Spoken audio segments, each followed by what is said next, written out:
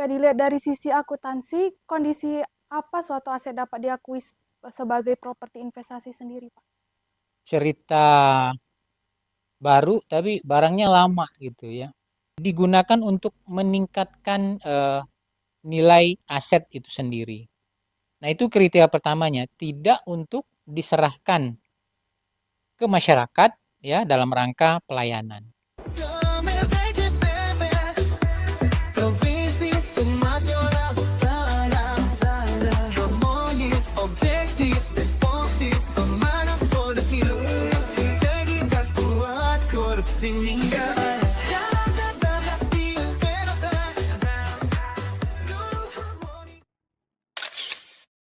Indah ada tiga, songon hauma, tulos tujuma, ditano toba, sahalipe, manguladai nang matau marbulan butong manganda ama.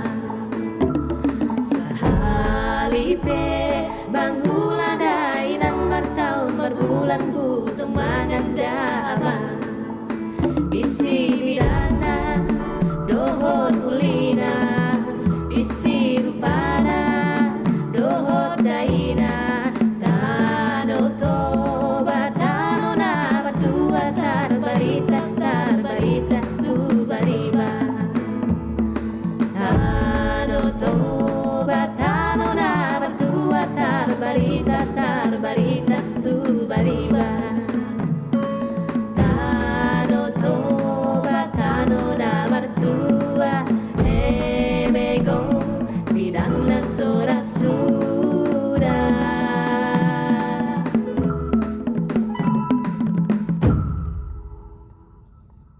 Halo Sobat Intresumut, Assalamualaikum warahmatullahi wabarakatuh. Berjumpa kembali di acara Podcast Toba, teman ngobrol perbendaraan dengan saya Devi selaku host. Kali ini kita akan membahas dan berbincang-bincang seputar PSAP 17, properti investasi yang akan mengubah wajah laporan keuangan pemerintah Indonesia. Nah Sobat Intres, kita telah mengundang narasumber yang sangat berkompeten dalam bidang akuntansi. Narasumber kita hari ini telah berperan aktif dalam menyusun konsep sistem akuntansi pemerintah pusat modern, yaitu saat pemerintah dapat menyusun laporan keuangan untuk pertama kalinya. Baik, tanpa berlama-lama, kita sapa narasumber kita hari ini, yaitu Kepala Kanwil Dijen Perbendaraan Provinsi Sumatera Utara, Bapak Syaiful. Selamat siang, Bapak. Bagaimana Selamat kabarnya, Pak? siang, Mbak Devi. Ini kayaknya kita punya host baru ya, teman-teman semua di podcast kita siang hari ini. Alhamdulillah, Mbak Devi sehat. Mbak Devi gimana kabarnya? Alhamdulillah sehat, Pak. Baru Terima berarti ya? kasih, Pak. Iya. Baru ya. Ditempatkan di Kanwil, terus langsung suruh jadi host ya. Iya, Pak. Luar biasa itu. Baik, terima kasih Bapak telah meluangkan waktunya. Ya. Baik, podcast kali ini kita akan membahas tentang PSAP terbaru, yakni PSAP nomor 17 tentang properti investasi. Pasti Sobat Intresumus masih banyak nih yang belum tahu apa itu properti investasi. Ya, ini cerita baru tapi barangnya lama gitu ya. Bicara properti investasi sebenarnya banyak hal yang bisa kita kupas ya, Mbak Devi. Apalagi istilah itu accounting banget tuh. Ya, di sebelum mendalami dan bicara lebih lanjut mengenai properti investasi, saya ingin menyampaikan dulu sebenarnya ke semua penonton kita ya, apa yang melatar belakangi kita menyusun PSAP, Pernyataan Standar Akuntansi Pemerintah tentang Properti Investasi itu sendiri. Di mana PSAP 17 kalau kita ketahui secara bersama-sama menggarisbawahi bagaimana properti investasi itu diperlakukan berbasis standar yang ditetapkan. Nah, kita tahu bahwa accounting kita yang diimplementasikan oleh pemerintah itu berbasis accrual base ya. sehingga pemerintah harus mampu mencatat seluruh transaksi-transaksi yang dilakukan dan mengidentifikasi atas semua informasi-informasi yang ada, khususnya yang berbasis accrual, di mana ada penerimaan-penerimaan atau pendapatan yang mungkin berasal dari tata kelola dan pemanfaatan aset yang kita punyai, yang selama ini mungkin disebut sebagai bagian dari PNBP aset ya. Nah, ini di dalam konteks accounting sebenarnya kalau pemanfaatan aset yang kita miliki itu bisa diwujudkan sebagai bagian dari properti investasi. Nah, ini juga yang melatar belakangi bagaimana BPK sebagai auditor utama pemerintah menyarankan agar kita bisa mencoba menerapkan kebijakan akuntansi dan menyiapkan standarnya terhadap properti investasi itu sendiri, khususnya di sektor pemerintahan. Nah, bicara lebih lanjut, sebenarnya properti investasi ini sendiri adalah diarahkan kepada tanah dan bangunan atau sebagian dari bangunan ya, untuk dapat menghasilkan pendapatan ya, khususnya dalam sewa menyewa ya. Kalau kita lihat ya, kita punya gedung ya, kita sewakan kepada pihak ketiga ataupun pihak lain yang bisa dikelolakan secara kerjasama operasi juga, atau digunakan untuk meningkatkan nilai aset itu sendiri. Namun di dalam konteks tanah dan bangunan tadi, dia tidak boleh dijadikan bagian dari properti investasi apabila pertama itu masih digunakan dalam kegiatan operasional pemerintahan atau dimanfaatkan oleh publik, dalam hal ini tentu masyarakat umum, sebagai wujud layanan yang kita berikan kepada masyarakat dalam konteks produksi atau penyediaan barang dan jasa untuk tujuan administratif. Atau yang kedua itu adalah dijual atau diserahkan dalam rangka pelayanan kepada masyarakat. Inilah dulu yang melatar belakangi kenapa properti investasi ini kita coba sajikan di dalam laporan keuangan pemerintah, di mana dia punya syarat-syarat dan ketentuan-ketentuan tersendiri. Nah, itu gambaran ringkasnya ya, Mbak Devi, terkait dengan properti investasi yang saya sebut sebenarnya dia barang lama gitu ya, karena di dalam akuntansi itu udah biasa disebutnya.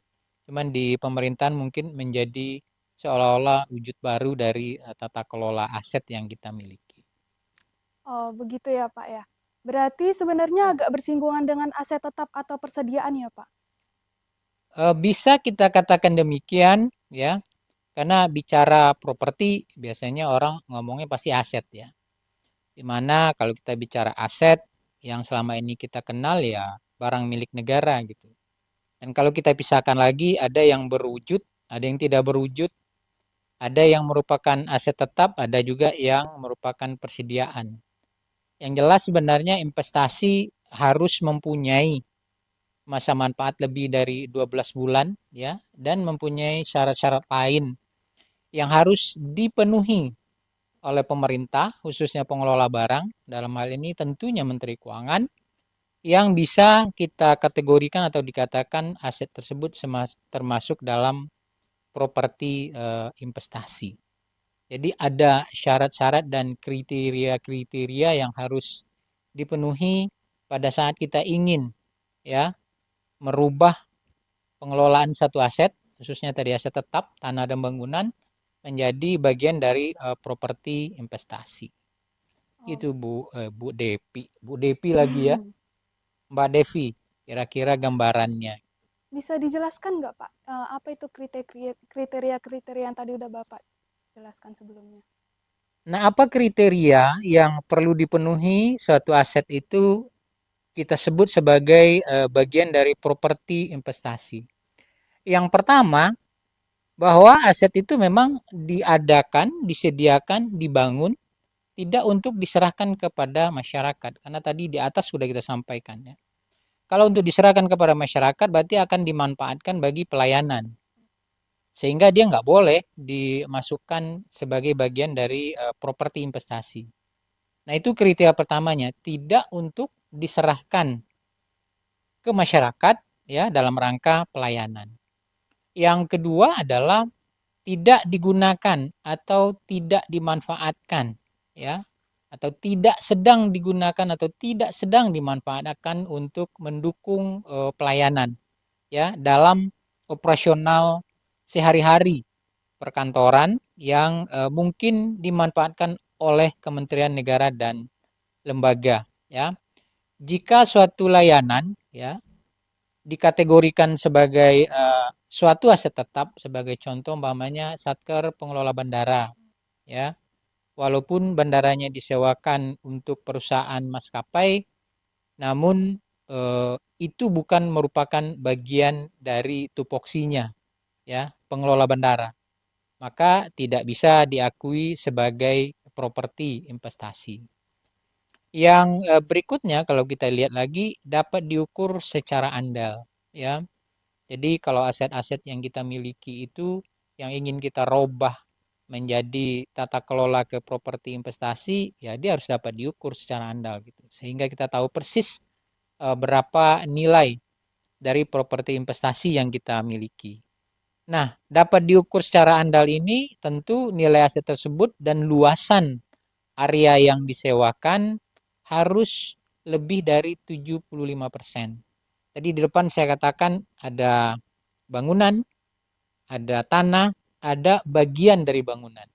Ya, jadi kalau bagian dari bangunan dia harus memenuhi lebih dari 75% ya yang dimanfaatkan sebagai bagian dari properti investasi itu sendiri. Yang berikutnya lah adalah harga sewa yang dikenakan umpamanya merupakan harga sewa yang berlaku secara komersil.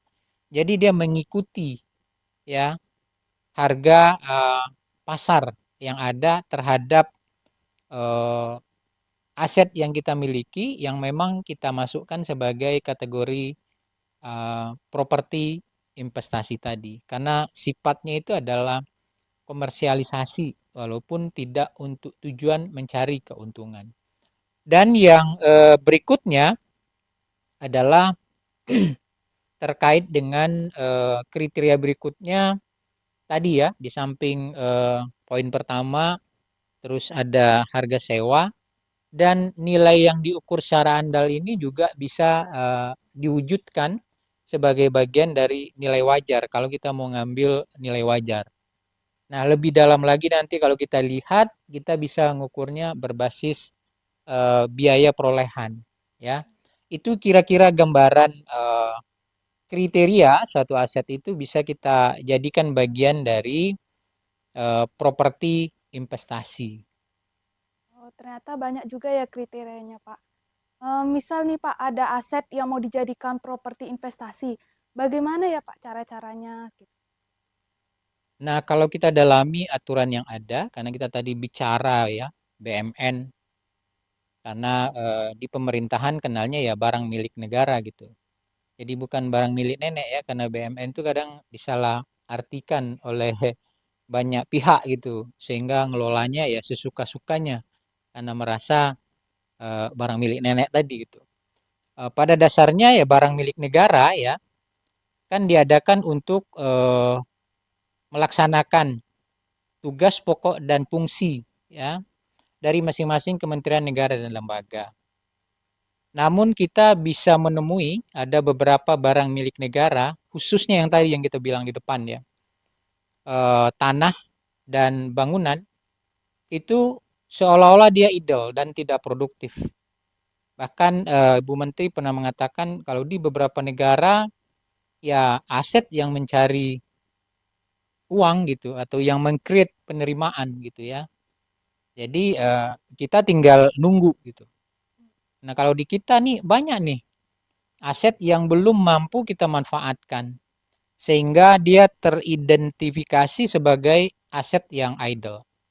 Nah, ini adalah tahap pertama untuk mengidentifikasi mana aset-aset yang kita miliki dari kategori tadi ya, gedung dan bangunan serta tanah yang kemungkinan dia idle, ya.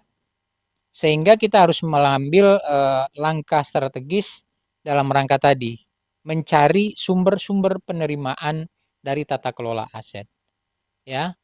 Dan begitu banyaknya aset yang idle, biaya pemeliharaan tentu akan naik nih, ya, nambah karena pemerintah sebagai pelayan publik itu kalau ada pengadaan aset biasanya diikuti dengan bertambahnya biaya pemeliharaan di berikutnya karena memang tujuannya tidak mencari laba tadi kita katakan ya, tapi memberikan pelayanan kepada masyarakat.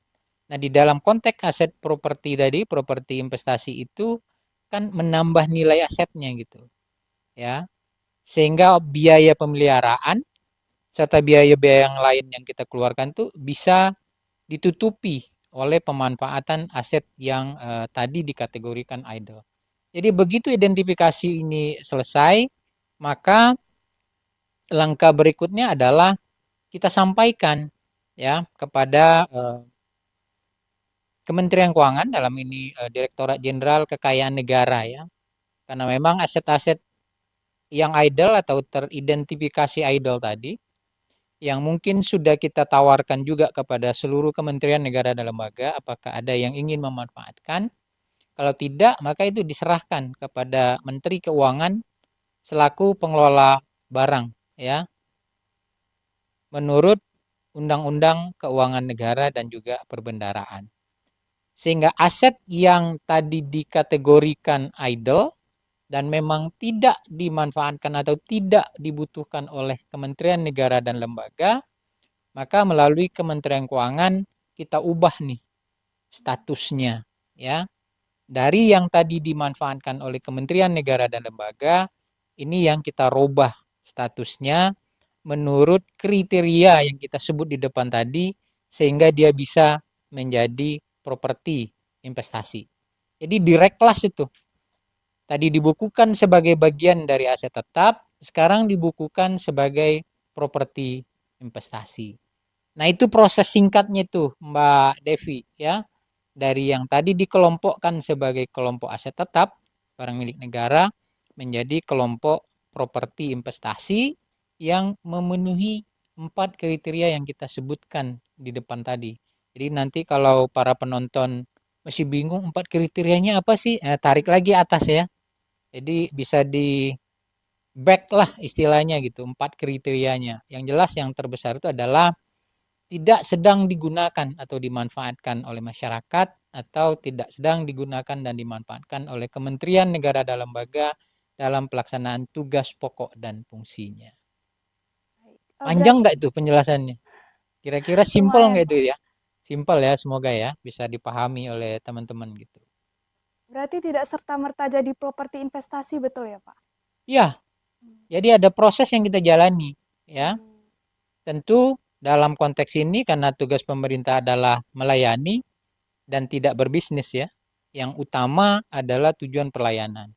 Kalau sudah mencukupi dalam konteks pelayanan, maka aset tadi kita rubah status pemanfaatan atau penggunaannya gitu. Menjadi properti investasi. Tapi tujuannya tidak bisnis ya. Walaupun tarifnya mungkin tarif komersil yang digunakan ya, tapi tidak dalam konteks mencari keuntungan atau tidak dalam konteks berbisnis, tapi lebih mematching cost yang mungkin muncul dari aset yang idle tadi yang harus ditanggung dan disiapkan oleh pemerintah melalui APBN. Jadi Pak, sebenarnya properti investasi ini kan digunakan untuk pengelolaan aset idle agar menghasilkan pendapatan. Misal nih Pak, ada satker yang membeli tanah yang akan dijadikan gedung kantor, namun pembangunan gedung kantor tersebut tidak dalam jangka waktu dekat. Apakah tanah tersebut dapat dijadikan properti investasi, Pak? Nah, bicara itu karena tadi definisinya adalah di konteks 12 bulan ya. Secara prinsip dan aturan bisa-bisa saja gitu ya. Bahwa pembangunan gedung di atas tanah tersebut dibangun itu kan paling cepat 1 tahun setelah tanggal neracanya ya. Jadi rencana pengadaan suatu lahan itu pasti dari awal sudah ditetapkan ya, ada perencanaannya. Namun di dalam konteks properti investasi tadi, sepanjang memang prinsip-prinsip dan kriterianya terpenuhi tadi itu, bisa saja ya kita lakukan menjadi bagian dari properti investasi. Jika dilihat dari sisi akuntansi, kondisi apa suatu aset dapat diakui sebagai properti investasi sendiri, Pak? Oke, jadi tadi kriteria dia menjadi ya, sekarang dalam sisi akuntansinya Betul. ya. Kapan properti investasi itu diakui sebagai aset jika dan hanya jika, wah kalimatnya nih, jika dan hanya jika gitu ya. Pertama, besar kemungkinan terdapatnya manfaat ekonomi ya yang mengalir ke entitas di masa yang akan datang ya dari aset yang kita tetapkan sebagai bagian dari properti investasi. Jadi ada manfaat ekonomi. Nah, kalau dimaknai manfaat ekonomi ini tentu ada aliran penerimaan ataupun pendapatan ya yang perlu dicatat dan diakui bagi pengelola ya atau entitas pengelola di masa yang akan datang yang melekat pada aset properti investasinya. Yang kedua kalau kita lihat perolehannya juga bisa bermacam-macam ya, tergantung pendekatan yang dilakukan oleh pemerintah. Apakah akan didasari pada nilai wajar atau pada konteks biaya perolehan. Tapi yang kita sampaikan pada konteks ini adalah biaya perolehannya atau nilai wajarnya tadi itu adalah dapat diukur dengan andal, bukan handal ya, dengan andal. Ya, jadi nilai wajar dari properti investasi yang kita lakukan itu dapat diukur dengan andal. Terpenuhinya dari seluruh bukti-bukti perolehan aset properti dimaksud ya. Apabila umpamanya properti investasi ini diperoleh bukan dari pembelian, maka nilai perolehannya kita sajikan sebagai nilai wajar pada tanggal perolehan. Tapi kalau berasal dari pembelian umpamanya, maka biaya perolehannya yang kita lakukan sebagai dasar pengukurnya.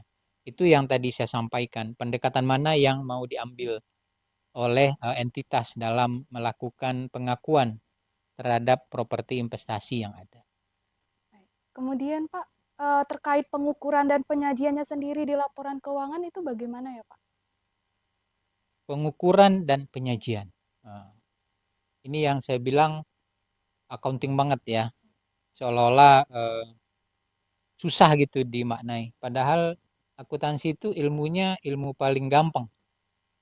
Karena 6 tahun belajarnya hanya debit kredit. Kalau nggak lulus itu kayaknya kita nggak pinter banget ya. Coba dilihat deh. Akuntansi itu hanya debit dan kredit tuh. Kalau kita lihat ya, bagaimana mendebit, bagaimana mengkredit. Terus gimana nyajiin dalam laporan keuangan. Terus gimana ngukurnya gitu ya.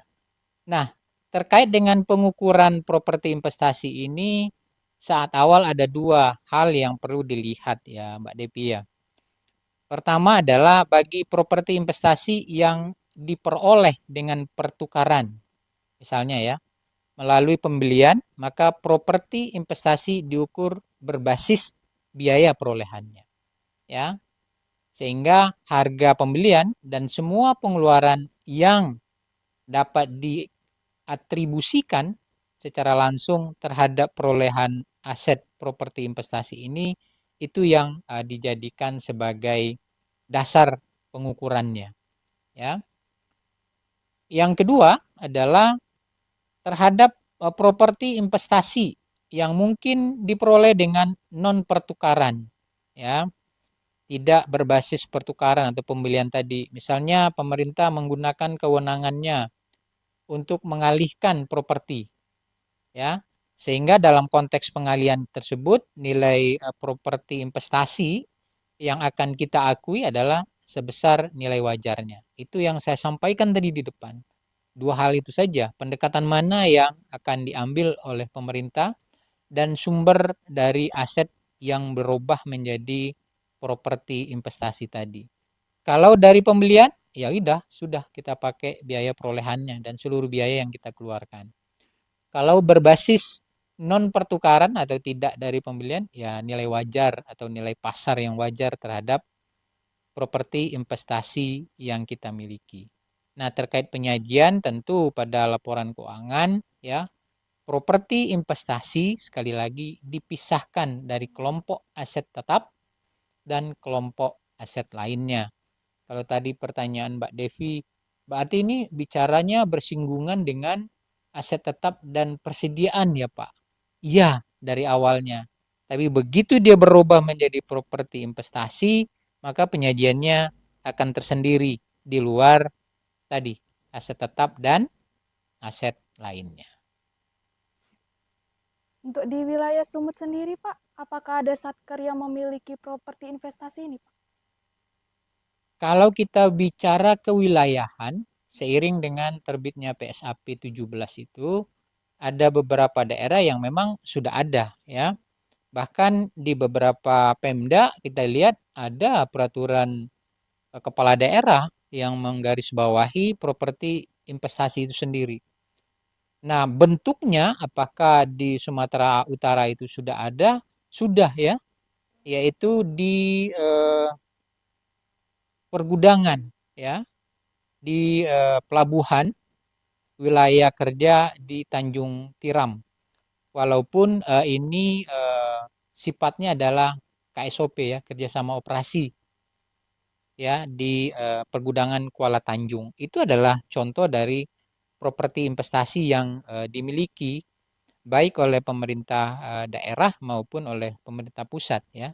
Kalau yang kita bicarakan Kuala Tanjung ini itu yang dimiliki oleh pemerintah daerah tentunya melalui kerjasama operasi. Nah, untuk kerjasama operasi itu sendiri juga ada batas waktunya ya yang ditetapkan. Sehingga pada momen tertentu kalau aset properti investasi ini ingin dikembalikan, ya dikembalikan sesuai dengan masa berlakunya kontrak kerjasama operasinya. Sehingga nanti dia akan kembali lagi kepada aset tetap. Gitu Mbak Devi. Oh, gitu ya. Berarti kalau misalnya aset properti investasi tersebut tidak lagi disewakan atau digunakan lagi, Pak, kalau perlakuannya sendiri bagaimana ya, Pak? Nah, kalau kita bicara perlakuan terkait dengan properti investasi ya yang memang sudah berakhir umpamanya, maka akan digunakan kembali oleh Kementerian Negara dan Lembaga dalam rangka pelaksanaan tugas pokok dan fungsinya. Sehingga dia dibalikan lagi, direklas saja. Itu mudahnya akuntansi gitu. Begitu awal kita reklas dari aset tetap ke properti investasi, kalau sudah selesai masanya ya kita reklas lagi ke kelompok aset tetap. Karena mungkin akan dimanfaatkan oleh Kementerian Negara dan Lembaga dalam pelaksanaan tugas pokok dan fungsi. Tentu setelah dilakukan asersi oleh manajemen ya yang mempunyai tugas dan tanggung jawab sehingga perubahan penetapan status akan dijalankan kembali oleh Direktorat Jenderal Kekayaan Negara di mana mereka akan melakukan reklasifikasi aset dari properti investasi menjadi aset tetap ya. Nah, reklasifikasi ini akan dilakukan sesuai dengan nilai tercatatnya ya. Dan pastikan bahwa nilai akumulasi penyusutan sebagai wujud untuk menentukan value ya, net value dari aset itu juga harus terbawa dengan baik sehingga penyajian kembali dia di dalam kelompok aset tetap tentu akan menghasilkan nilai wajar dari aset dimaksud. Baik, informasi yang cukup jelas sekali ya Bapak pada hari ini tentang PSAP 17 properti investasi.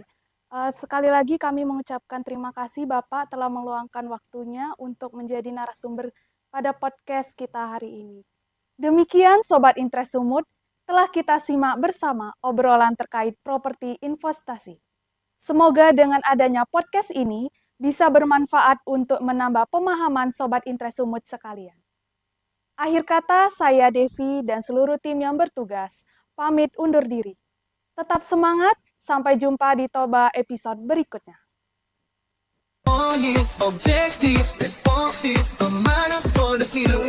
Integritas buat korupsi meninggal.